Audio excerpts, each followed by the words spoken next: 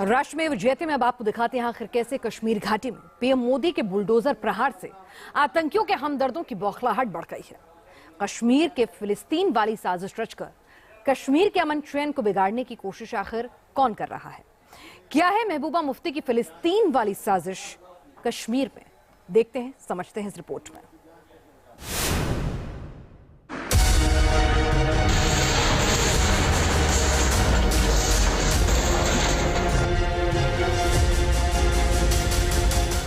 कश्मीर घाटी में आतंकियों के हमदर्दों के ठिकानों पर जब बुलडोजर चले तो पाकिस्तान पसंद सियासत को दर्द होने लगा और बुलडोजर एक्शन से पीडीपी प्रमुख महबूबा मुफ्ती इस कदर बौखला उठी कि उन्हें कश्मीर अफगानिस्तान जैसा लगने लगा।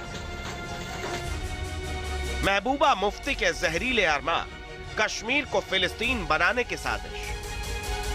ये तो फलस्तीन से लेके अब अफगानिस्तान बनाना चाहते हैं जम्मू कश्मीर को। जब से कश्मीर घाटी से 370 हटा है, उसके बाद से घाटी की तस्वीर और तकदीर दोनों बदल गई है। कश्मीर से आतंकियों का धीरे धीरे अंत होता जा रहा है। पिछले कुछ दिनों में आतंक के खिलाफ पीएम मोदी का बुलडोजर एक्शन चल रहा है। कश्मीर घाटी में आतंक की कमर तोड़ने के लिए बुलडोजर फुल स्पीड में दौड़ रहा है, जिसमें आतंकियों के हमदर्दों के अरमान भी मिट्टी में मिलते जा रहे हैं।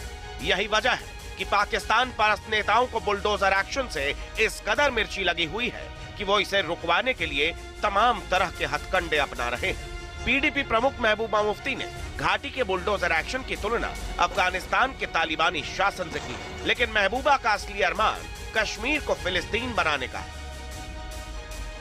जम्मू कश्मीर में अपने ही लोगों को अपनी जमीनों से निकाला जा रहा है, ये कह के कि ये एंटी एनक्रोचमेंट ड्राइव है। एंटी एनक्रोचमेंट ड्राइव नहीं है। पहले तो हम सोचते थे कि जो इस्राइल करता है फलस्तीन के साथ, शायद बीजेपी ने वहीं से सबक सीखा है। अब तो लगता है वो भी नहीं है, तो उससे भी आगे चला गया है। ये तो फलस्तीन से लेके अब अफगानिस्तान बनाना चाहते हैं जम्मू कश्मीर को।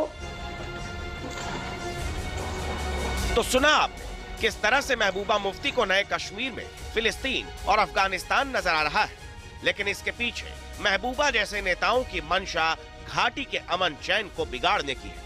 और जिस तरह से फिलिस्तीन में हिंसा खत्म होने का नाम नहीं ले रहा है, एक बार फिर से कश्मीर को वो उसी पुराने दौर में देखना चाहती है। लेकिन महबूबा मुफ्ती जैसे नेताओं को समझना चाहिए कि मोदी राज में कश्मीर घाटी के हालात बदल चुके हैं।